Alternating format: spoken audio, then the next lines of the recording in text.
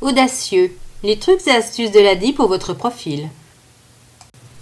Vous n'aimez pas perdre de l'argent. D'ailleurs, personne n'aime perdre de l'argent, c'est compréhensible. Vous êtes même prêt à prendre des risques pour éviter d'en perdre. C'est-à-dire qu'au lieu de chercher à vous protéger, vous prenez le risque de vous exposer davantage. Cela signifie que dans les mois difficiles où vous devez vous serrer la ceinture, vous pourriez faire le choix de ne pas rembourser votre prêt. Évitez de vérifier frénétiquement le montant de vos dépenses au jour le jour. Faites-le de manière raisonnable au bon moment pour vous assurer de bien pouvoir rembourser votre prêt. Pour cela, ajoutez un rappel automatique sur votre calendrier. Vous détestez perdre de l'argent, mais ce n'est pas une raison pour ne pas rembourser votre prêt et ne pas réapprovisionner votre compte. Évitez les frais inutiles. Vous perdez de l'argent et vous enrichissez votre banquier.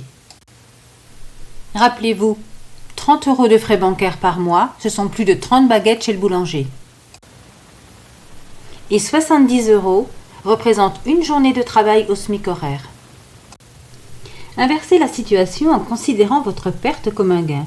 Si vous êtes prêt à prendre des risques pour ne pas payer votre facture de 70 €, quitte à devoir finalement payer le triple, seriez-vous prêt à déployer autant d'efforts pour gagner cette même somme en travaillant une journée de plus?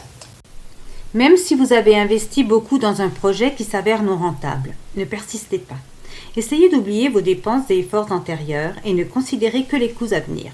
Cela vous permettra d'y mettre fin sans regret. En cas de difficulté, contactez l'ADI pour faire le point et pour vous faire conseiller. Ne restez pas seul. Vous êtes également ambitieux et surestimez le profit potentiel de vos projets. Attention à ne pas prendre de risques pour seulement gagner un tout petit peu plus. Ayez le bon réflexe. Tenez vos comptes avec un cahier de recettes-dépenses et gardez vos factures. Ne regardez pas que vos recettes au niveau global à la fin du mois ou à la fin de l'année, mais également au jour le jour. Demandez à votre conseiller l'outil de gestion de budget. Méfiez-vous de votre intuition et basez-vous sur des données objectives. Pour mieux vous rendre compte du montant de vos profits, considérez des variations de grandes et de petites sommes. Vous êtes ravi que votre salaire passe de 750 € à 850 €. Qu'en est-il si votre carte de fidélité vous donne droit immédiatement à 100 € de bon d'achat? Dernière caractéristique de votre profil, vous êtes optimiste. Confiant dans l'avenir, vous voyez toujours les choses du bon côté. Par contre, restez vigilant à ne pas vous lancer dans des projets sans au préalable évaluer les risques et mettre en péril votre projet et le remboursement du prêt. Ne surestimez pas vos chances de réussite. Si vous envisagez des investissements importants comme l'achat d'un véhicule, listez tout ce que cela va réellement vous coûter pour ne pas perdre le bénéfice de ces investissements. L'assurance qu'il vous faudra souscrire, le budget carburant et l'entretien de votre véhicule qu'il faudra prévoir. Soyez vigilant.